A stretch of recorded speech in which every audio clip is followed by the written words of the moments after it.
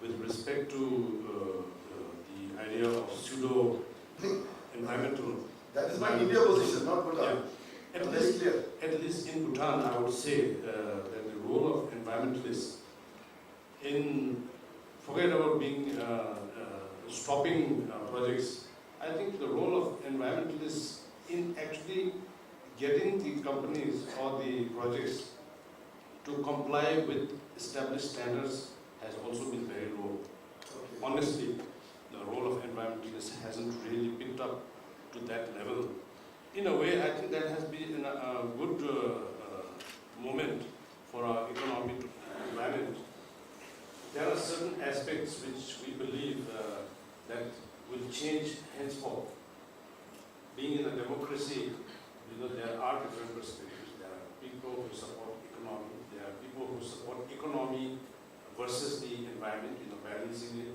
Or there are hardcore environmentalists. But I actually felt that it would be important for me to at least clarify those that are related to the Royal Society's engagement with the White-Bellied Heron. I remember many years ago coming to the same table with Mr. Kazanji talking about what we could do. We must appreciate that Punan Samshu has extended support for the environment in a way to comply with some of the standards and in helping meet some of the obligations. Now, I felt that it's important to clarify because Mr. Kazanji mentioned that only one egg was raised. And I would like to say that I'm the executive director of the Royal Society, and I want to say that we purposely made it a point to take the least of eggs because we don't know whether we can raise it. We wanted to first get to the research area and see whether we can successfully raise the white-bellied heron. If we cannot raise a white-bellied heron in captivity, it is more or less clear that because of the level of development that's going on in Punan Samshu area, Punan Samshu, including the Wangti downstream to Tagana and all that, it is pretty much sure that this bird is going to go extinct. And Bhutan has till now earned the environmental name worldwide, and we will be blamed should this bird go extinct. Because it's like not walking the talk. From that point of view, I think Bhutanese must share this concern that if this bird goes extinct, that there will be no opportunity for us to earn that image anymore. Not to say that environment is the most important thing. Yes, No, it is very important. Yes. I am very clear. It's very important. And I said this. I was balancing. I was saying it's an in-between path. Right. It's not that it's favor of environmentalists or in favor of economics. My point to you was we need to take a balance with people like you together so that we find a midway path. So that we do development, we also sustain the environment. Surely.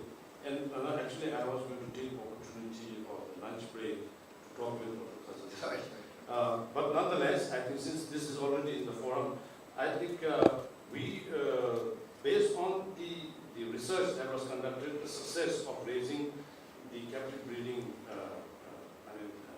captively breeding of white-bellied heron, it's more or less confirmed that there is an alternative to save this bird. And in that, I think colleague Ishe had mentioned if Punan Samshu would continue. For that matter, it can be Punan Samshu 1, 2, or further down, I don't know, whatever, equally participate in saving this bird. I think it would be worth, and therefore, I'm quite happy that Dr. Kazanji mentioned about support, but I wanted to clarify that it was purposely made one egg. It's not like we took 100 eggs and then only one survived. Yes, that is true. We took only 2. Out of 2, one was already dead, not working. And the one that was raised, we could successfully make sure that the bird was released ultimately. Of course, we do not have any data after some time because the satellite that it was carrying was not working anymore. So we don't know where it is. But it is pretty much sure that it can be raised in captivity. And therefore, taking advantage of this forum, I would like to once again request Dr. Khazanchi to continue his support in this effort, and it will go a long way in terms of also ensuring that Nazamshu is a responsible project. Thank you. In fact, you can be rest assured that I have taken this very deeply what you said, and I will discuss this with even the ambassador here, and I will see if in some way there is some kind of India participation which can happen in this, because it can be a good gesture to protect a species like this. So I think it's got a great potential. So to look at this as an opportunity, because you raise this, so it's an opportunity, because by doing something like this, we will actually make more favorable the position for hydropower, according to me. If we are able to, stop the extinction and actually first retard it, stop it, and then go forward and multiplying it, I think we will send a great message of hydropower development. So I am very much with you. Anyone else, or we break for lunch now? Yeah, okay, one last question there. After that, we go for lunch. It's waiting for us.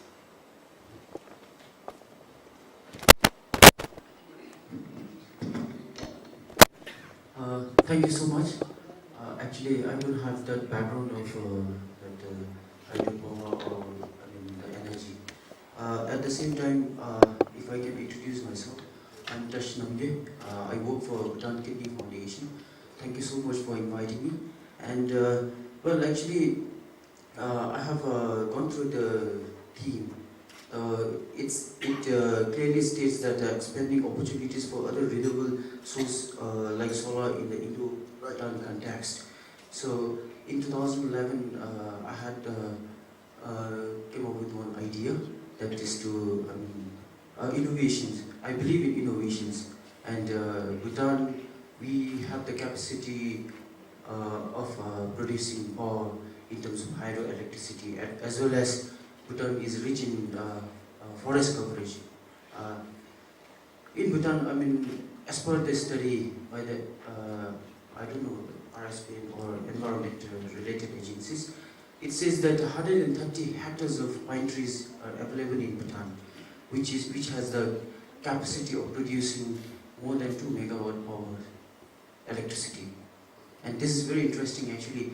It came, well actually I thought, I was herding cows after completing 10th grade. I studied till 10th grade in 2002. So the concept in Bhutanese context, in villages we try to use from the pine tree we start a fire. We call it mepchi, but I don't know in English, I'm sorry.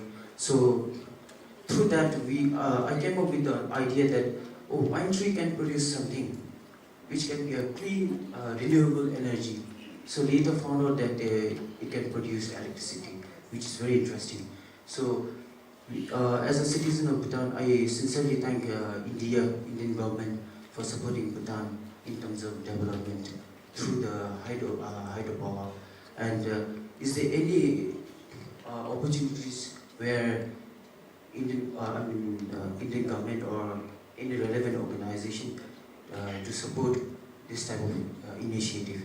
And I have later I came to know that there's one initiative in Uttarakhand. It's Awani Bioenergy. So I got in contact with that guy, Mr. Rajneesh Jain. He looks like a scientist. I was impressed because he came up with such innovations. And later we had a conversation and we took part in also a business competition in Tech Park, where we also got a small award called the pre-incubation grade. So later it failed because the investment it requires 80 lakhs, which is 8 million, I think, neutrons. So I think if you could throw some light on this. Thank you. Basically, if we have, I have an association called by government, and government support these kind of organizations because government know that they cannot only run it. So, but if you give me a brief synopsis of this, I can take it. If it's not very costly, maybe through IREDA, through other means, like, there is a lot of this Indo-Bhutan cooperation going on. So it can be taken up. Smaller projects, micro projects can always be looked at. And it could be looked at as an experimentative or a pilot model to produce bioenergy in the way you're talking. So I think bioenergy is the future as well. I just mentioned cow dung, that is the biggest resource for India because the biomethanization of that is possible. I'll give you an example. In Surat in India, they just became 4 or 5 years back. Now, through the sewage treatment plant, that is the STP, they biomethanize it and they're generating roughly about 10 megawatt of electricity in Surat. Now they're expanding it to 50 megawatt through using the entire solid waste through plasma ignition and all those techniques. They're thinking of a pilot project in that line. So earlier it was all going, the waste was going, it had methane in it, sewage had a lot of methane quantum in it, and now we are producing electricity. And one city resulted in 4 or 5 cities, not only in Gujarat, now it is moving to other states. So other people also generating this small electricity. Because in the electricity sector or the energy sector, anything is good. You cannot say we want to pit this against that. You need all portfolio. In the case of Bhutan, your model is very unique because you will definitely not go to any carbon-centric energy. So you are a pure renewable country. So you must celebrate it. So the portfolio expansion that I mentioned is renewable. That means hydro, solar, wind, bioenergy. That's the way you will expand. So I hope I have clarified. So today is the day where we met, and I'm very happy that I'm seeing common people here, youngsters here, coming.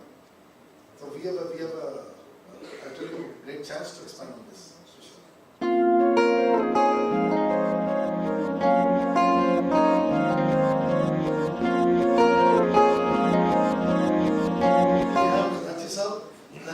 First you, and then I will start the whole thing. Good afternoon, friends. I have my colleague, Mr. Barclay, who made some mention about the appointment of engineers in something 1 and 2 from this government. Before we start the next session, in continuation of the previous session, I thought I should be making things a little clear to him and all the friends here. Friends, in Purasamtu 1, we have 791 Bhutanese total, and we have Indians 155. 791 and 155. Now, out of Bhutanese 791, we have 145 engineers. 145 engineers. We go to Purasamtu 2, Bhutanese all employees, all disciplines. A29, 145 again, 145 Bhutanese engineers. Between the two projects, Purasamtu 1 and 2, out of 1620 total Bhutanese working with us, we have 290 engineers, qualified engineers. 290. You come to the Indians. In Purasamtu 1, as I said, total number of Indians is 155. We have 43 senior engineers from outside, mostly on deputation from Government of India departments. In Purasamtu 2, we have only 50 Indians working. 50. And out of 50, 36 are engineers. So if you see the population of Indians, 0.05 total in Purasamtu 1 and 2, the deputations, Indian engineers, are 79. So friends, kindly appreciate. When I do this project here in Bhutan, I am not an Indian, I am not a Bhutanese. I am the managing director for the two projects. I have a bilateral agreement on my table. I have the procedures developed right from Tala days, approved by the two governments and authority from Pakistan. I follow that. I want to tell my friend here on my left that when I left Tala, as I said in the forum, we were 806 total employees there, 806. 790 were Bhutanese, 16 were Indians. Today 100% is Bhutanese. I will tell you, as you come to the close of construction, you will appreciate the construction engineers, civil engineers, get reduced. They become surplus. So immediately towards 2005 and 2006, in Tala, we spared people who had experience with us, and they came to Dagachu, they get promotions. They came to Dada and they came later after 4 years to Manglechu as chief engineers at SCC.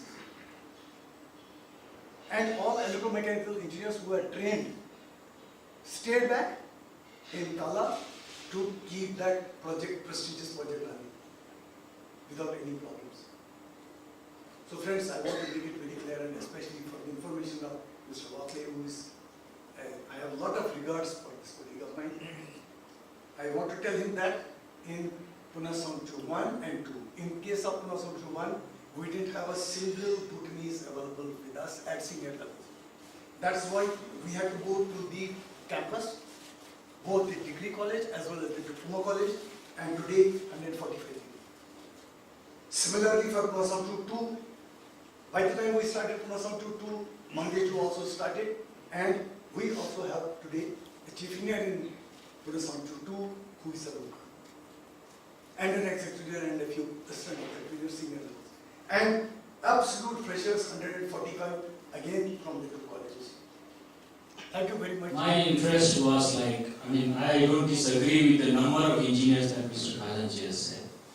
My concern is on the higher level of engineers, such as chief engineers, superintending engineers. Because it is very important that when the project is completed, no executive engineer or assistant engineer can be head of the department or something, such a big organization, such a big infrastructure where, billions and billions and millions of dollars spent. And the other thing is that even in our system, there is a weakness. The weakness I say is that somebody of a level of, superintending engineer is heading a power plant of billions of returns. I think there is a need in the government to give importance to the post of that person holding responsibility of such big infrastructures in the country. Okay, once again, what I am concerned is the employment of senior level engineers such as superintending engineers and chief engineers in the projects. I don't want to get into a debate with Wakley sir, but what I want to tell you is people are not available at higher levels. This is what I want to impress upon him. People are not available. Royal Government of Bhutan, engineering services, nobody is available for us. So we have to, per force, recruit freshers, train them, and by the time it's 8 years, 10 years, they keep the stations running. In Tala, we had a senior engineer coming from Kurchu, because Kurchu had been started earlier. He had the grinding there, he came to head that station. He knows it in later. Same will happen here also. People who start in Punasongchu 1 or 2 will have 8 to 10 years experience at the end. And with 8 years experience, nobody will get to be the head of it. So per force they have to get senior people then transferred. I want to tell Mr. Watley that my parent organization from I came has less than 3,000 megawatts of installed capacity today, which is double of the group brain powers. But see the total strength of engineers available there. And what is the strength of total DCPC? That organization and the RGB will have. We have been given a mandate to do a project. And we go to the extent of anybody who is available comes and works with us. People are not available, then we have to go to an engineering college and get the freshers and train them. And that training did help. Dalaju was done by people from Tala. Manglechu today, all those seniors, they have gone there. Well, we got from the RGB. Thank you then. We have Ashok Jim from JP here, JP Group. Yes. Yeah, I wish you to come over because we have a small appreciation from our end for your organization. Thank you for your support to this cause today. Please give a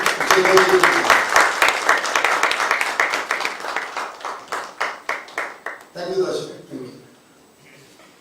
And I have a memento also for Pune Sanjay, right? I think that for PHPA, for being, and I think in April I had a complete chance to see both the projects because of Kajanji. So I got a good idea about all what is happening over there. So physically seeing is reality, and for an engineer it is a delight to be at the site. I would love to do Mangechu as well, you know. So please, we have a memento for the organization, citation Pura Sanchu. We have a citation for the organization for its support to the cause. Please bring it, and may I request K.B. Buckley, ideally, to give it to him, please.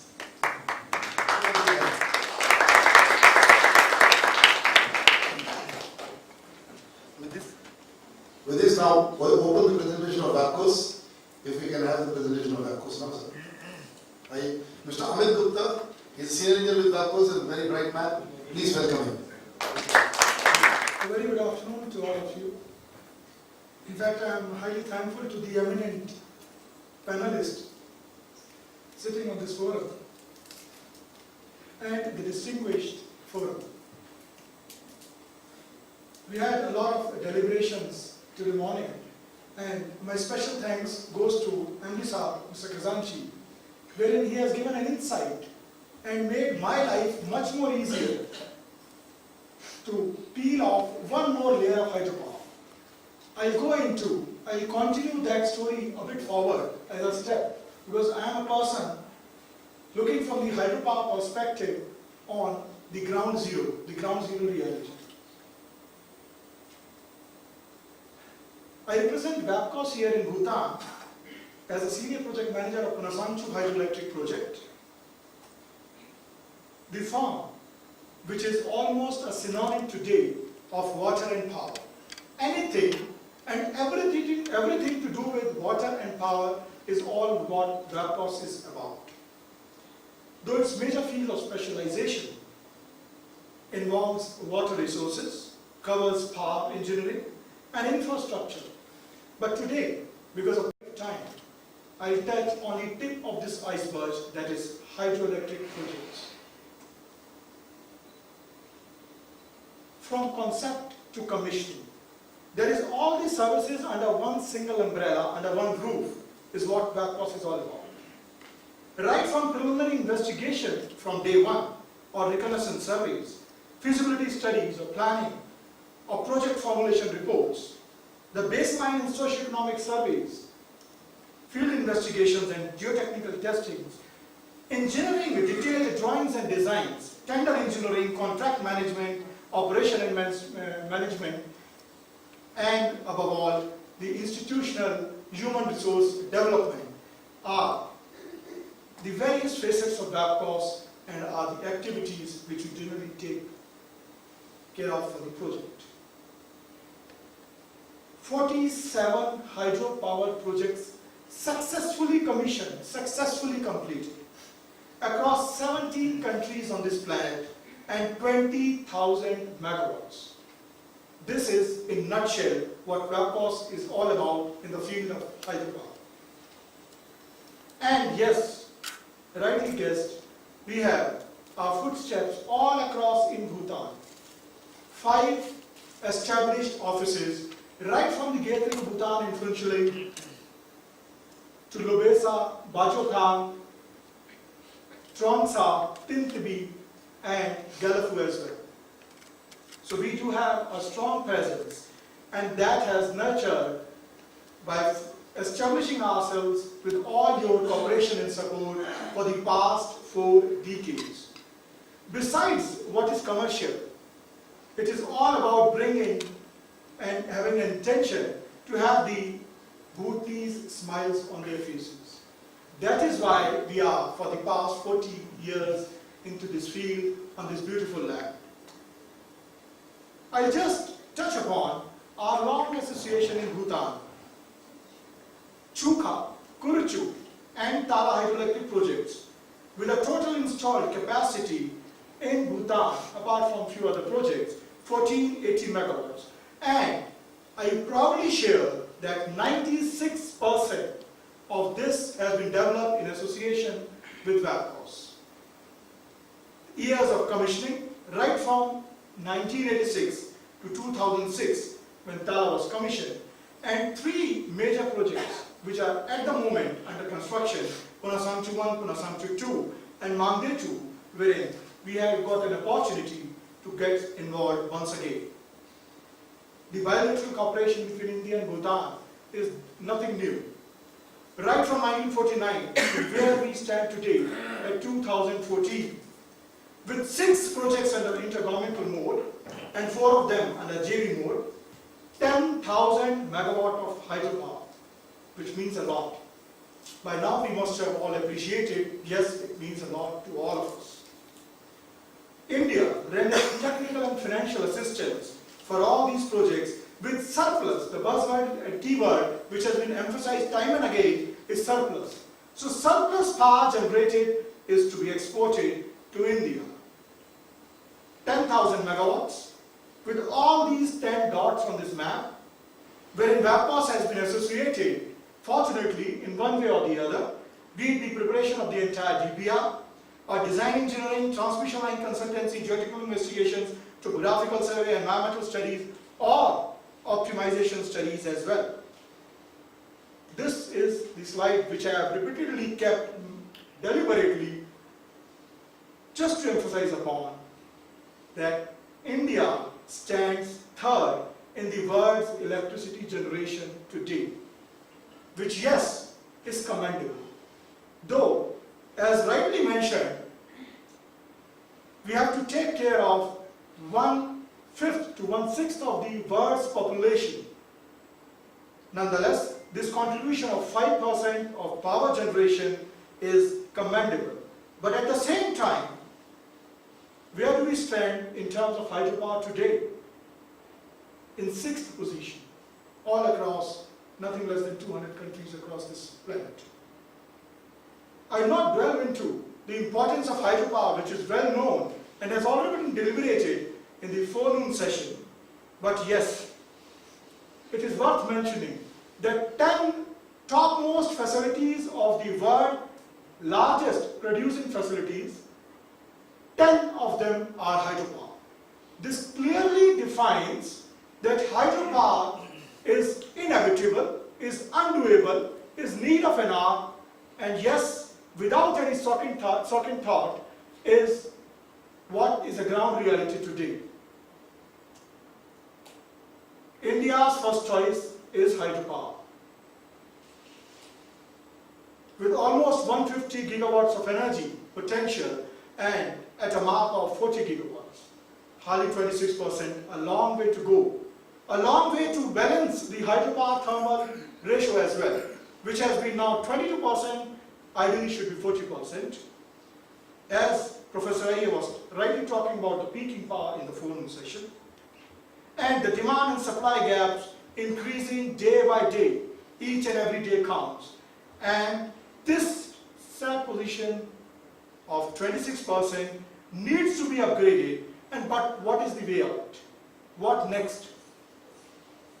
Obviously, the constraints for hydropower development on our country could be many, could be plenty. There would be n number of points, in numerous points, long list, be it the inaccessibilities of the area or difficulty in investigation, R&R problems, law and problems, interstate issues, blah, blah, blah, and whatnot.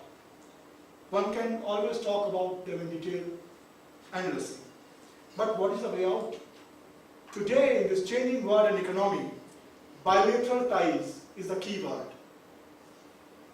Look toward the neighboring countries for a win-win situation, a situation which is helpful for both the countries. If I talk in perspective of Bhutan, yes, financial and technical assistance for development of these projects.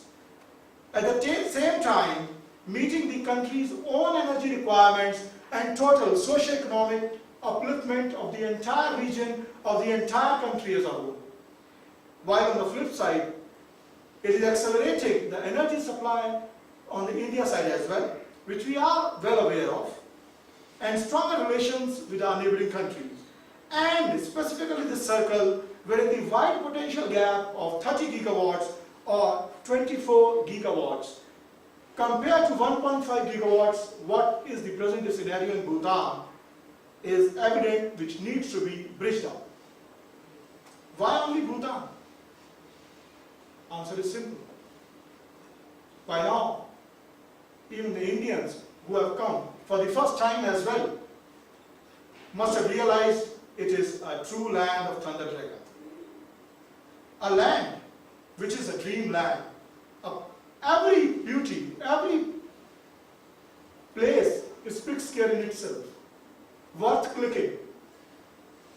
Pristine beauty. It's a place where, yes, happiness lives. We do agree. Gross national happiness. And above all, the friendship lives in the hearts of people. My favorite picture.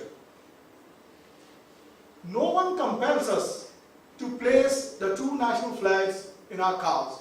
No government has placed any orders. But yes, this is not by compulsion.